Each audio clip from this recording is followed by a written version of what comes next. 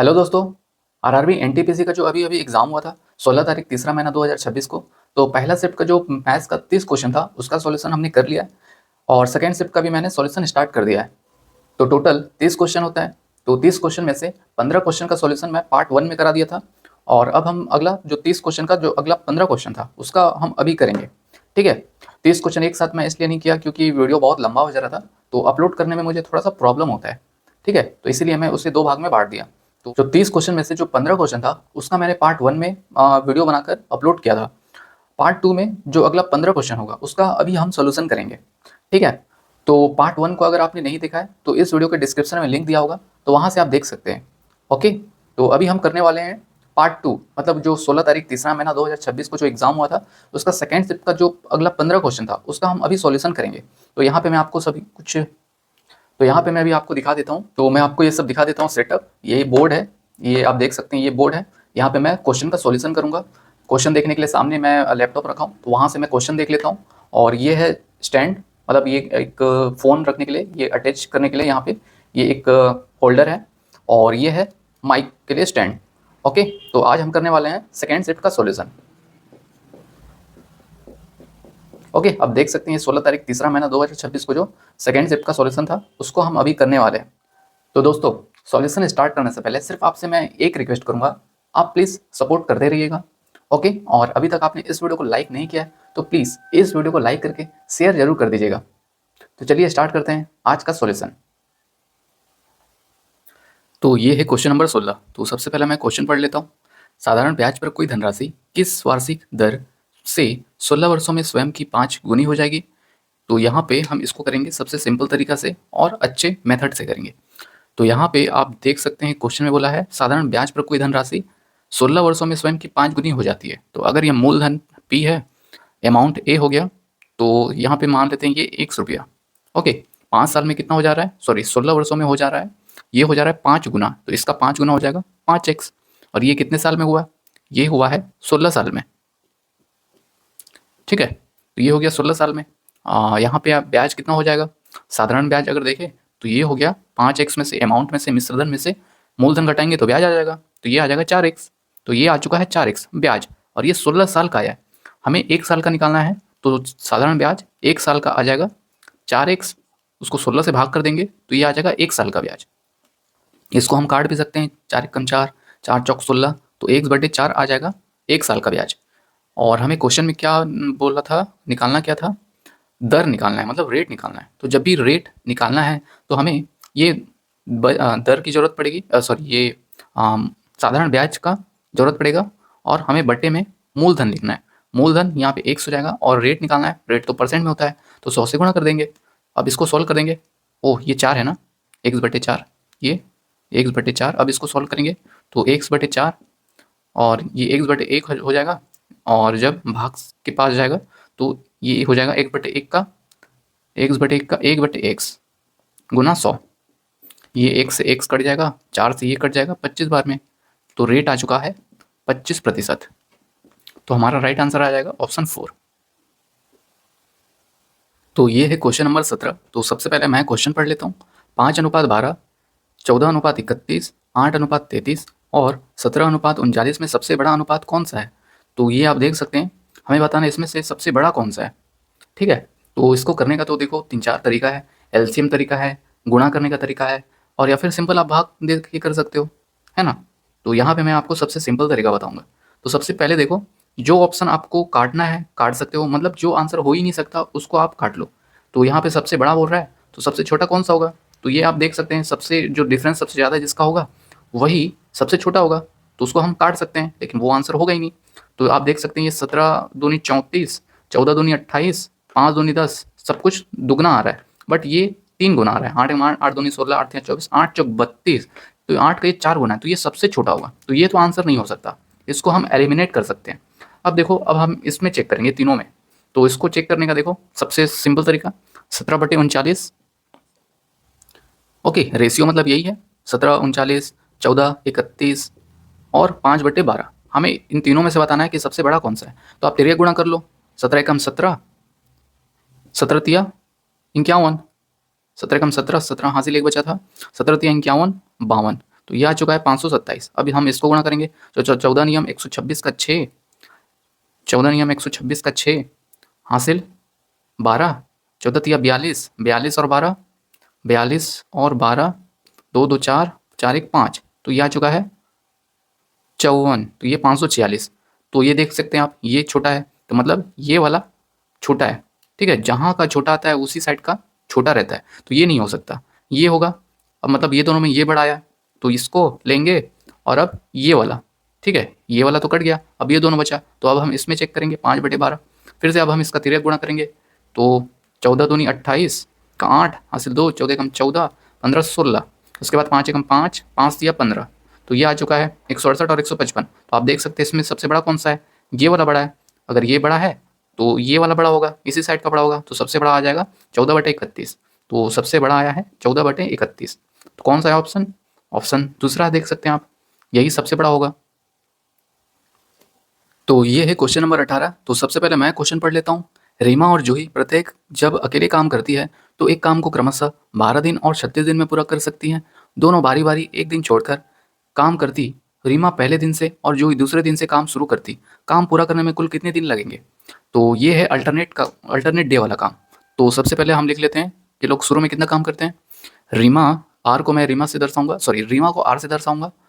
रीमा और जूही, जूही मतलब जे होगी, और ये काम करती है 12 दिन में और ये काम करती है 36 दिन में, ठीक है। कोई काम है, ये 12 दिन में करती है और ये 36 दिन में, तो जब भी इस तरीके से हो हम इसका एलसीएम लेंगे।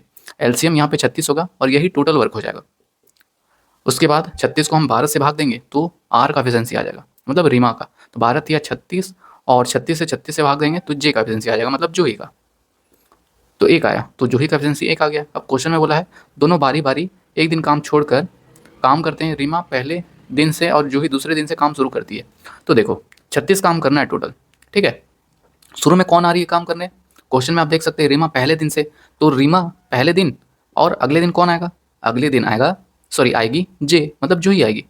रीमा एक दिन काम करेगी और जूही भी एक दिन काम करेगी, तो ये 2 दिन काम हो गया।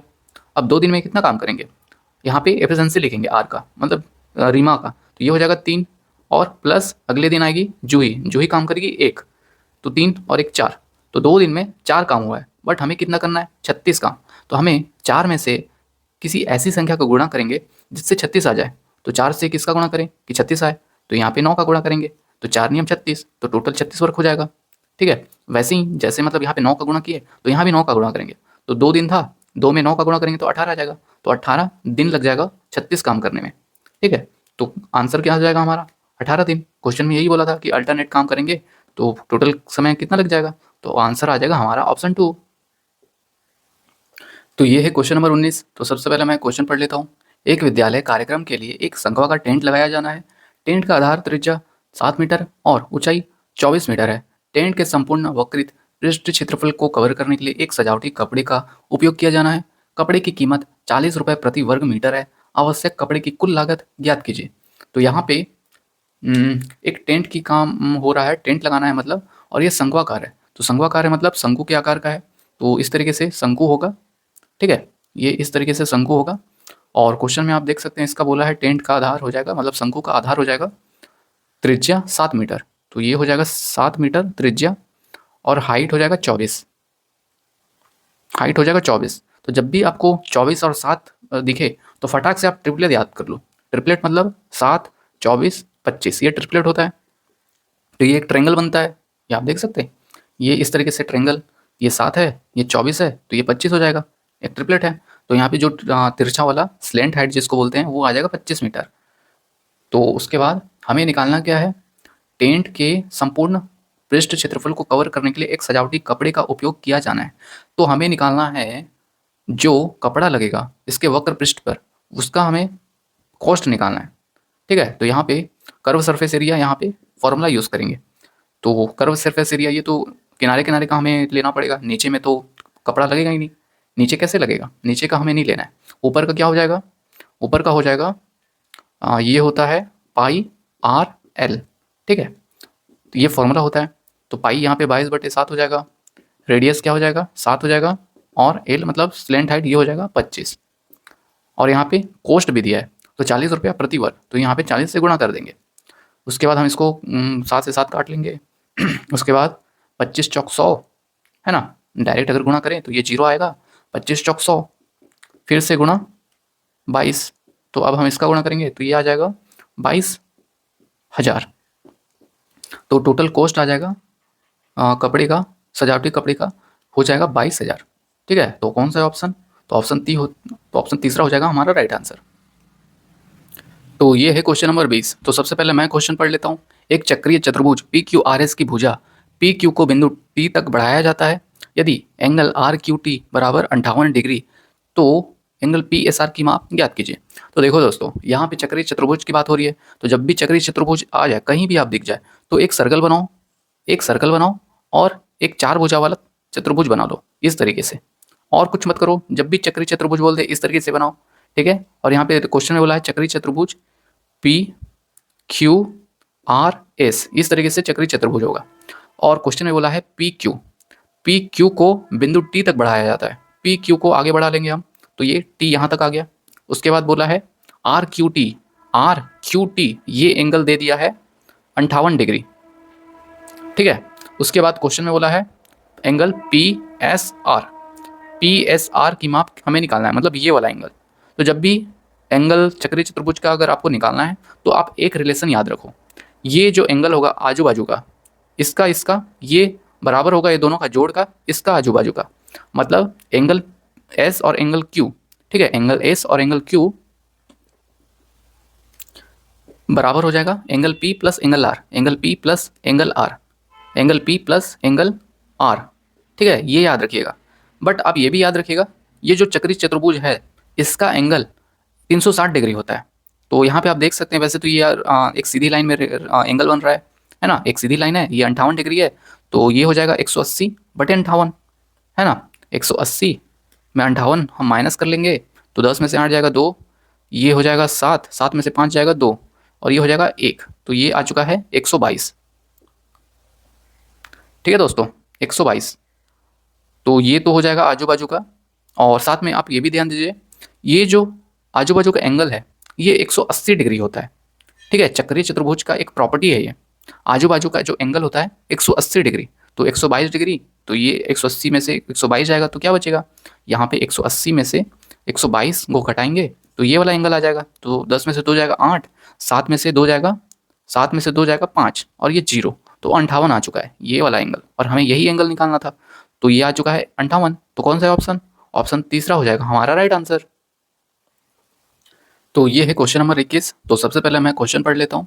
नीचे दिए गए आंकड़ों का बहुलक ज्ञात कीजिए, अपना उत्तर 2 दशमलव स्थानों तक पूर्णांकित कीजिए। तो कुछ इस तरीके का टेबल दिया है, तो यहाँ पे मैं टेबल बना लिया हूँ, और हमें बताना है इसका बहुलक क्या होगा। तो बहुलक क्या होता है, जो सबसे ज़्यादा बार आता है वही बहुलक होता है ना। एक सिंपल सा अगर आपको मैं बताऊँ, और आपको ये भी जानकारी हो गई होगा, बहुलक क्या होता है, सबसे ज़्यादा बार जो आता है वही बहुलक होता है। तो यहाँ पे सबसे ज़्यादा बार क्या आ रहा है, तो यहाँ पे सबसे ज़्यादा बार 38 आ रहा है, तो 38 में से ही कोई बहुलक होगा। मतलब ये जो संख्या है, संख्या में से जो ये आप देख रहे हैं वर्ष में आयु, इसी में से 70 से 80 के बीच में बहुलक होगा। बट 70 में से 80 के बीच में तो बहुत सारा देख रहे हैं आपको, 70 से 80 के बीच में ये आ रहा है, तो इसमें से कोई एक बहुलक होगा। तो यहाँ पे जब भी इस तरीके का टेबल हो तो हम यहाँ पे फॉर्मूला लगाएंगे। इसका फॉर्मूला होता है बहुलक निकालने का, यहाँ पे मैं लिख लेता हूँ सबसे पहले फॉर्मूला।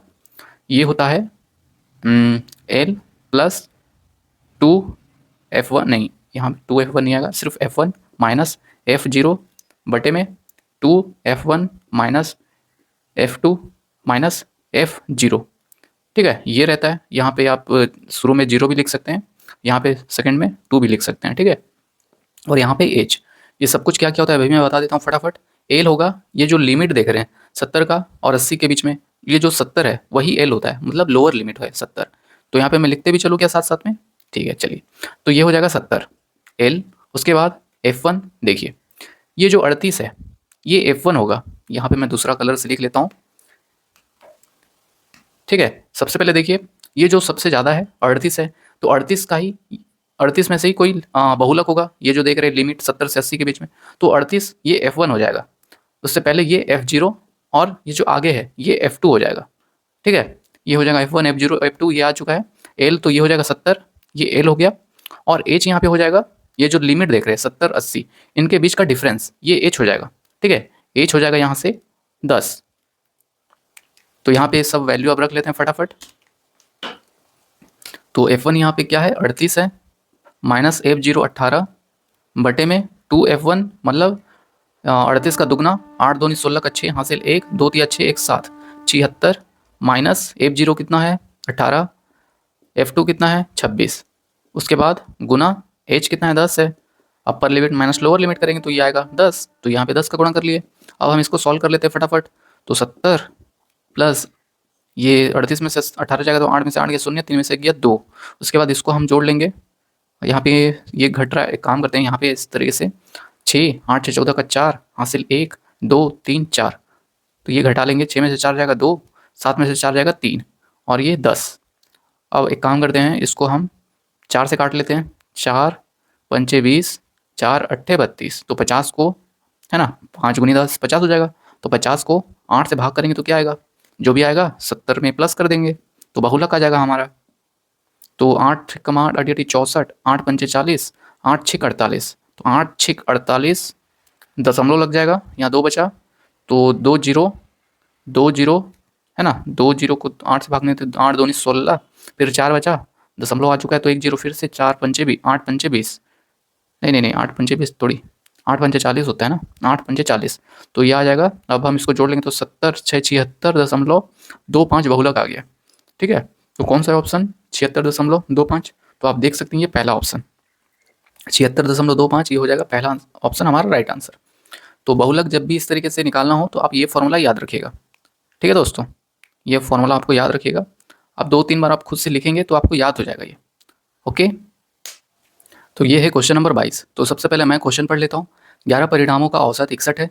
यदि पहले 6 परिणामों का औसत 64 और अंतिम 6 का औसत 61 है तो छठवां परिणाम ज्ञात कीजिए। तो इसको करने का सबसे सिंपल तरीका मैं आपको बताता हूँ। तो टोटल है 61 औसत, बट क्वेश्चन में बोला है पहले 6 का औसत है 64 और अंतिम 6 का 61।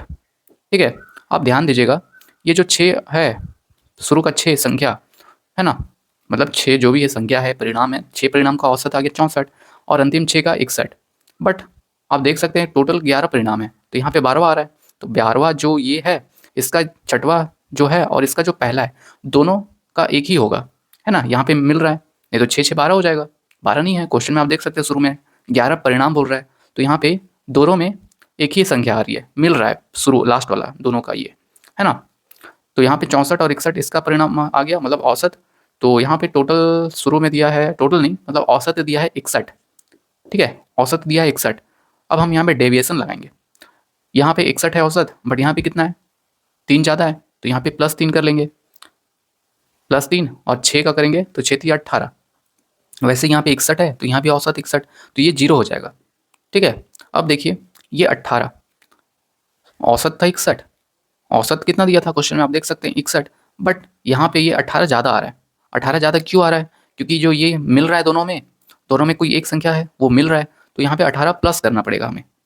ठीक है, क्योंकि इसमें 18 ज़्यादा आ गया, क्यों ज़्यादा आ गया, क्योंकि ये 18 इसका लेकर बैठा था, ये कौन लेकर बैठा था, ये शुरू वाला 6, तो यहाँ से 18 इसमें हम जोड़ देंगे, तो 8 में से 1 गया 9, 6 में से 1 गया 7, तो ये आ जाएगा 89। तो कौन सा है ऑप्शन, तो ऑप्शन 4 हो जाएगा हमारा राइट आंसर।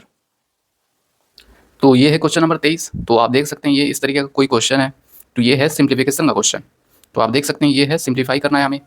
तो जब भी आप इस तरीके से हो और नीचे डेसिमल आ जाए तो डेसिमल का एक काम करो, जब डेसिमल हटता है जैसे 73.2, इसको हमें डेसिमल हटाना है तो 73 दशमलव तो हट जाएगा, 2 नीचे 1 जीरो आ जाएगा, एक डिजिट के बाद एक दशमलव है ना, एक डिजिट के बाद ही है एक दशमलव, तो नीचे 10 आ जाएगा, मतलब 1 जीरो आ जाएगा। तो सभी में से ऐसे ही कर लेंगे हम, नीचे में से सब जगह से 10 10 10 आ जाएगा, यहाँ से 10 तो यहाँ से 10, यहाँ से भी 10 गुना 10, ऐसे ये गुना है ना, यहाँ से भी 10 गुना 10, तो यहाँ से सभी में से 100 कॉमन आ जाएगा, 10 दाम 100 10 दाम 100 10 दाम 100, तो सभी में से 100 कॉमन आ जाएगा।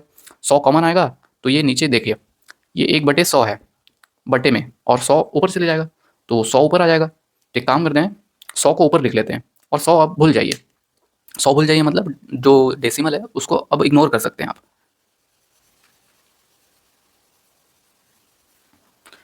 तो ऊपर 100 आ गया, अब देखिए ये फॉर्मूला है ए क्यूब प्लस बी क्यूब, है ना, ये फॉर्मूला होता है ए क्यूब प्लस बी क्यूब। क्या होता है? ए क्यूब प्लस बी क्यूब का फॉर्मूला होता है ए स्क्वायर प्लस बी स्क्वायर। नहीं नहीं नहीं, ऐसा नहीं होता है, कभी कभी मैं भी भूल जाता हूँ दोस्तों। ये फॉर्मूला होता है ए प्लस बी ब्रैकेट में A square plus B square minus A B. Okay, ये फॉर्मूला आप याद रखिएगा। जब भी A cube plus B cube हो तो ए प्लस बी यहाँ पे माइनस आ जाता है, बट यहाँ पे माइनस जब होगा तो यहाँ पे माइनस होगा और यहाँ पे प्लस हो जाएगा, ये आप याद रखिएगा। तो यहाँ पे ए क्यूब प्लस बी क्यूब, यहाँ पे देख सकते हैं प्लस है बीच में, तो ये यहाँ पे हम रख लेंगे। तो ए यहाँ पे 732 है, तो 732 प्लस ये आ जाएगा 268। उसके बाद ए स्क्वायर प्लस बी, जब आप देखेंगे गौर से, आप थोड़ा सा कॉमन सेंस लगाएंगे, तो आप जब आप इसको यूज़ करेंगे ना, फॉर्मूला में रखेंगे, तो ये वाला आ जाएगा इसी के बराबर, है ना। ये आप देख सकते हैं 732 दशमलव, देखो मैं अभी बताया था, इग्नोर कर दो क्योंकि 100 में बदल चुका है दशमलव वाला। तो यहाँ पे A square plus B square minus A B, है ना। ए स्क्वायर क्या हो जाएगा 732, इसको हम बदलेंगे तो 732 का स्क्वायर, 732 का स्क्वायर प्लस 268 का स्क्वायर माइनस 732 गुना 268, तो नीचे और ऊपर बराबर आ जाएगा, तो ये कट जाएगा और ऊपर ये कट जाएगा, तो यही बचेगा सिर्फ, ठीक है। तो ये बचेगा ऊपर और ये वाला कट जाएगा, तो 100 और ये गुणा में इसको जोड़ लेंगे, क्योंकि ये आप देख सकते हैं ये जोड़ है। तो 8 2 10 का शून्यम हासिल 1, 6 3 9 हासिल 1, 10 का शून्यम फिर से हासिल 1, 7 8 9 और 1 10, तो ये आ चुका है 1000। जब इसमें से गुणा करेंगे 1000 से 100 को, तो ये आएगा 3 जीरो और ये 2 जीरो, तो ये आ जाएगा 1 लाख। तो कौन सा है ऑप्शन? क्या ये ऑप्शन 2 है? 1 2 3 4 5 जीरो है यहाँ पे, 1 2 3 4 5 जीरो, तो ये हो जाएगा हमारा राइट आंसर ऑप्शन 2। तो ये है क्वेश्चन नंबर 24। तो सबसे पहले मैं क्वेश्चन पढ़ लेता हूँ। भुजाओं 2 सेंटीमीटर 4 सेंटीमीटर और 5 सेंटीमीटर वाले एक त्रिभुज ए बी सी को 3 सेंटीमीटर भुजा वाले भुजा के परितः घुमाया जाता है। इस प्रकार प्राप्त ठोस का आयतन ज्ञात कीजिए। तो यहाँ पे एक त्रिभुज क्वेश्चन में दिया है ए बी सी, ठीक है, ए बी सी कोई त्रिभुज है। बट जब मैं त्रिभुज का भुजा देखा 3 4 5, तो मुझे पता चल गया कि ये तो इस तरीके से त्रिभुज बनेगा ही नहीं, क्योंकि ये तो एक ट्रिपलेट है, और जब भी ट्रिपलेट की बात हो तो यहाँ पे समकोण त्रिभुज बनता है ना। तो ये हो जाएगा इस तरीके का कोई त्रिभुज, इस तरीके का त्रिभुज होगा, ठीक है। यहाँ पे आप देख सकते हैं 3 4 5, तो ये तो ट्रिपलेट होता है, ये हो जाएगा 3 या ये हो जाएगा 4 या ये 3 हो जाएगा। बट सबसे बड़ी भुजा कर्ण होती है, तो यहाँ पे 5 आएगा। बट क्वेश्चन में बोला है ए बी सी को 3 सेंटीमीटर भुजा के परितः घुमाया जाता है, मतलब घुमाया जा रहा है 3 सेंटीमीटर भुजा वाले के परितः। तो हाइट हम लेंगे 3, ठीक है। 3 हाइट क्यों लेंगे कि क्वेश्चन में बोला 3 सेंटीमीटर भुजा के आप मतलब परितः घुमाया जा रहा है, तो ये इसको हाइट लेंगे, इसी के परितः घुमाएंगे, तो ये कौन बन जाएगा ठीक है। जब आप थोड़ा सा कल्पना करिए, जब हम इसको घुमाएंगे, ये थोड़ा सा घूमेगा, तो कौन बनेगा कुछ इस तरीके का, कौन बन जाएगा, ये हो जाएगा 5 टेढ़ा वाला लाइन, हाइट हो जाएगा इसका क्या हो जाएगा ये 3, इसी के परितः घूम रहा है। आप कल्पना करने का कोशिश करिए, ये घूम रहा है ना, घूम के इस तरीके से कौन बन जाएगा, और इसका ये हो जाएगा रेडियस, ये वाला ये हो जाएगा 4, ठीक है दोस्तों। तो यहाँ से हमें क्या निकालना था, इस प्रकार ठोस का आयतन, हमें आयतन निकालना है। तो इसका आयतन क्या हो जाएगा, कौन का आयतन मतलब वॉल्यूम हो जाएगा 1/3 pi r square into height. Height यहाँ पे क्या है, हाइट यहाँ पे 3 है, रेडियस यहाँ पे 4 है, तो चलिए वैल्यू रख लेते हैं 1/3 पाई, यहाँ पे क्वेश्चन में बोला है 3.14 रखना है, 3.14, आर हो जाएगा रेडियस 4 का स्क्वायर 16 गुना हाइट, ये हो जाएगा 3। तो इसको सॉल्व कर लेंगे, तो यहाँ से 3 से 3 कट जाएगा, और ये हो जाएगा 3.14 गुना 16।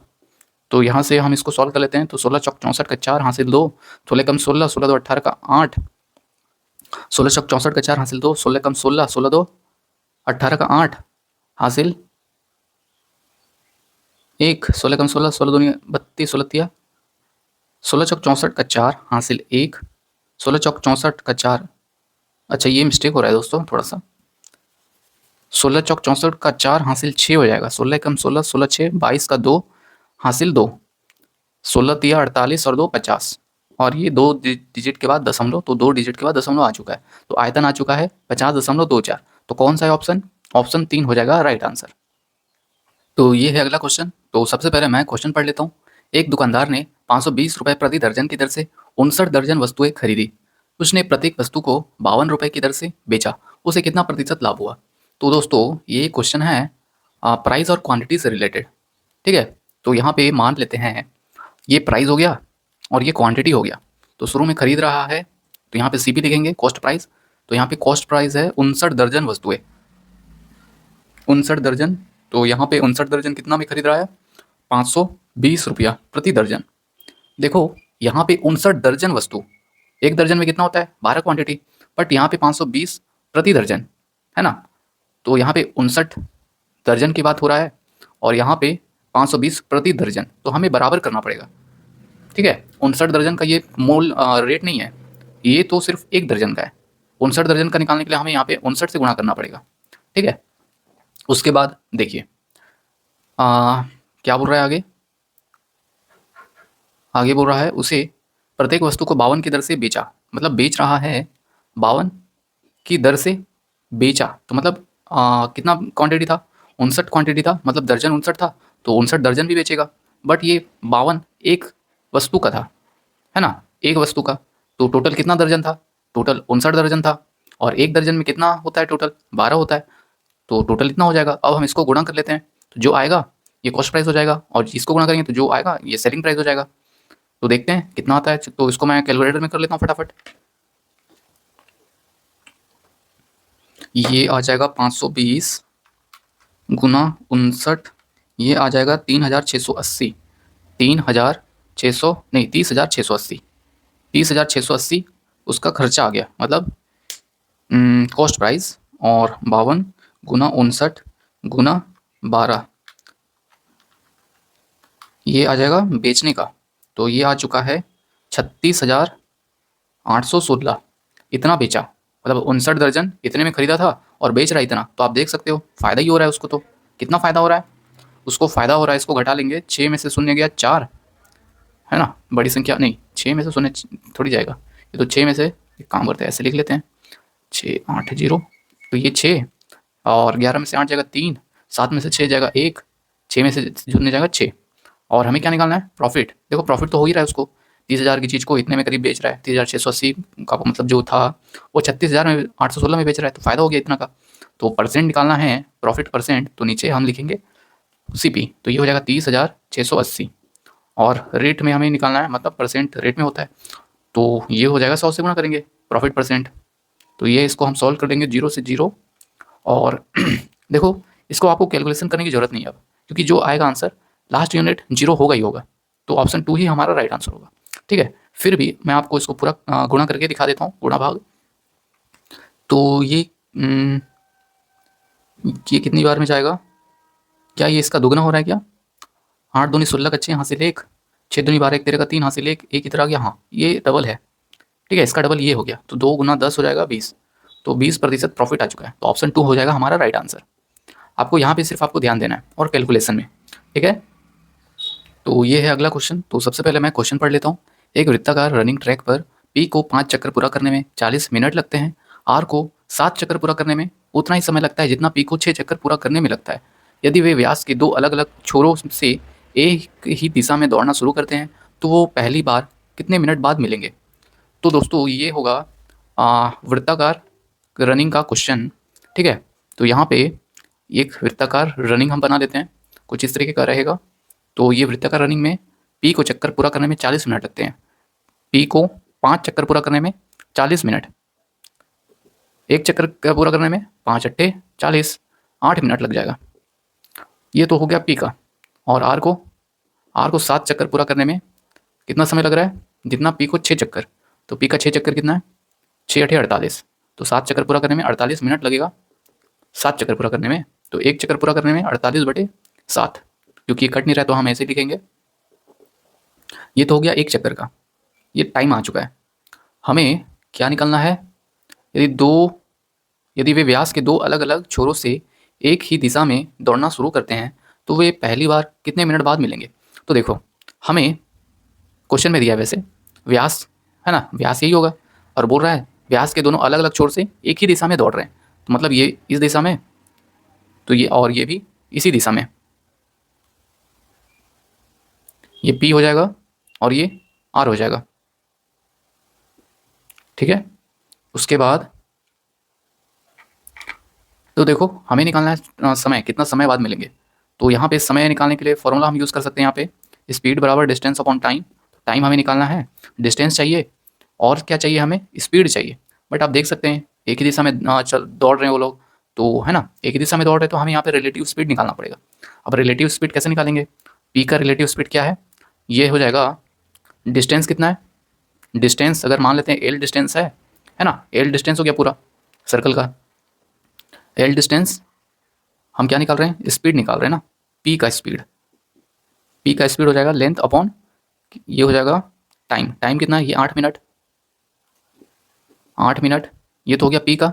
और आर का हो जाएगा, आर का स्पीड हो जाएगा लेंथ, ये भी एल सर्कल पूरा कर रहा है कितना समय में, 48/7 मिनट। इसको हम सॉल्व कर लेंगे तो 7 ऊपर चले जाएगा, तो 7L बराबर 48 मिनट, ये एस आ गया। अब हमें रिलेटिव स्पीड करना है, निकालना है, मतलब एक ही दिशा में जा रहे तो दोनों घटा लेंगे, तो रिलेटिव स्पीड आ जाएगा, relative speed, speed of R, speed of R minus speed of P.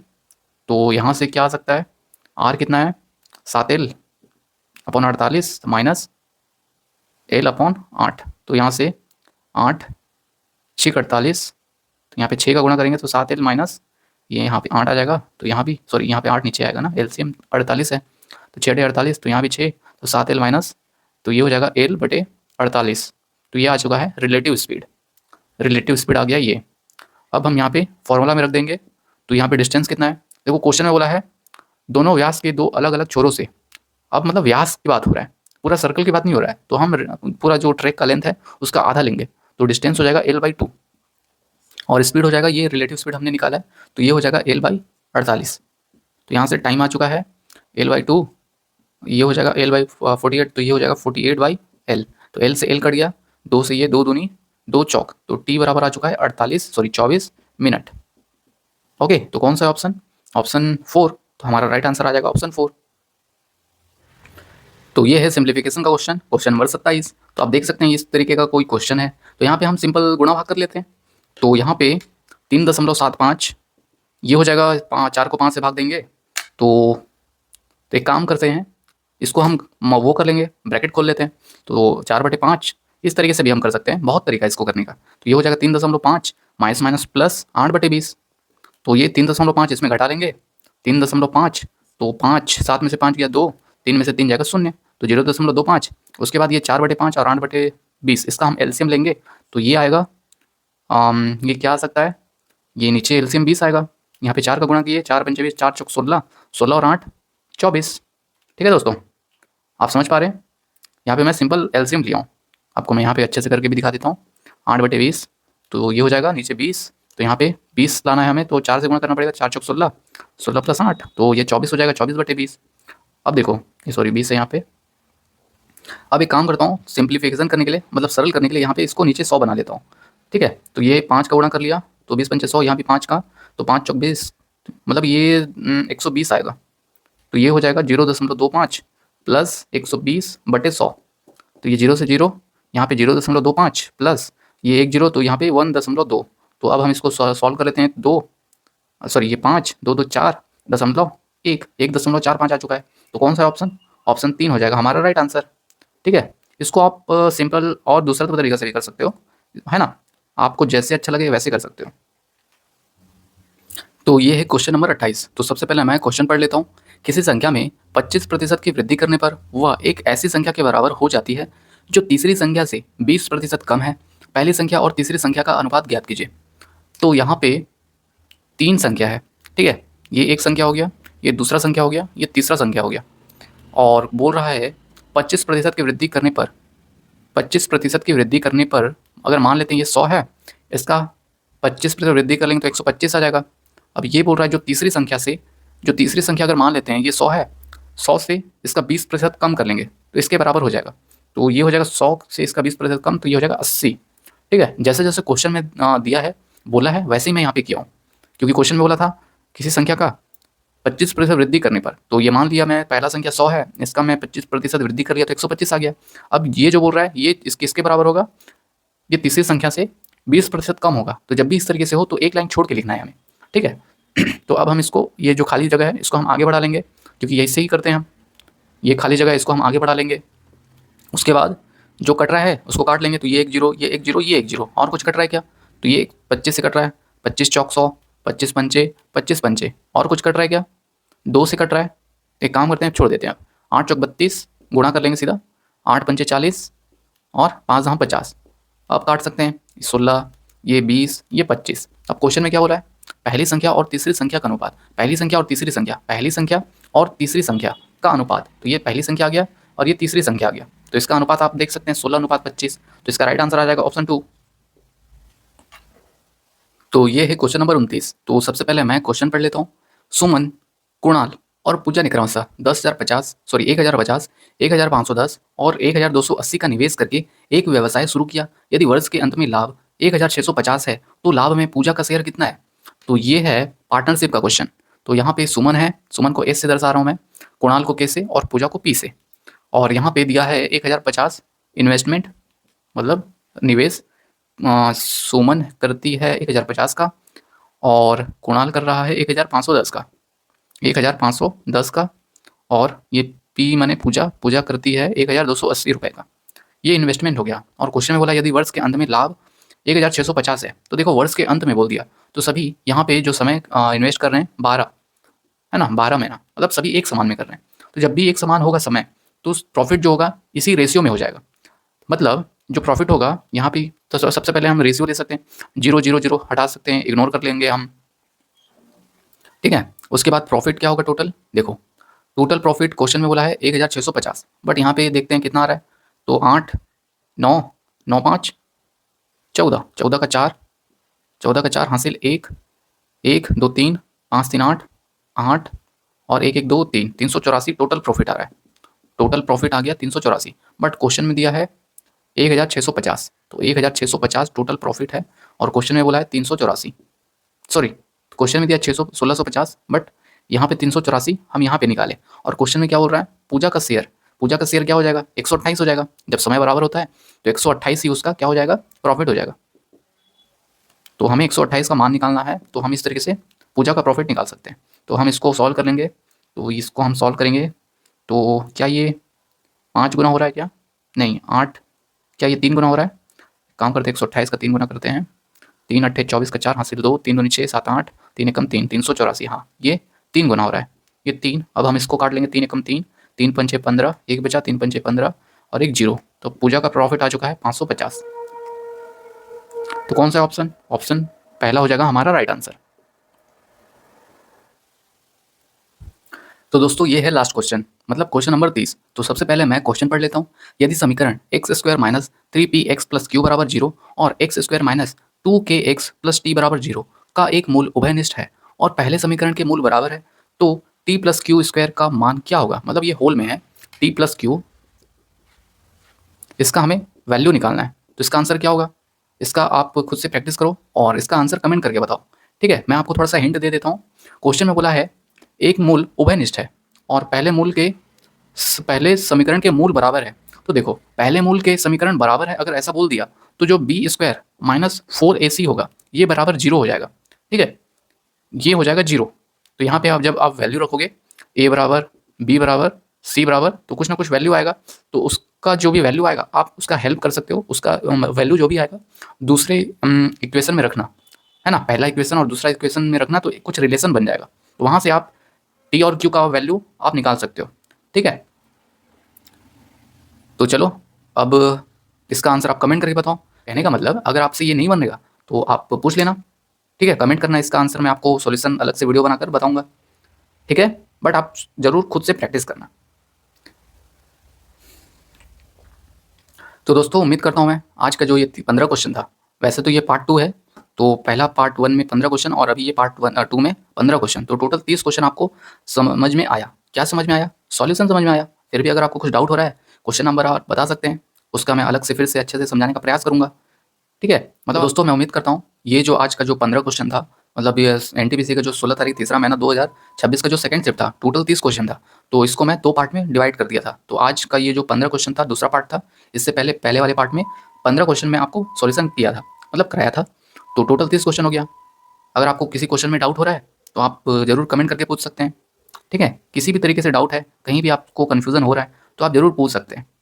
ठीक है? तो मैं उम्मीद करता हूँ आपको ये समझ में आया होगा। तो चलिए अब हम अगले दिन हम सॉल्यूशन करने वाले हैं तीसरा शिफ्ट का। तब तक के लिए इस यूट्यूब चैनल को सब्सक्राइब कर लीजिए और बेल आइकन दबा दीजिए ताकि जब भी अगला वीडियो अपलोड हो उसका नोटिफिकेशन आपको मिल जाए। Thank you.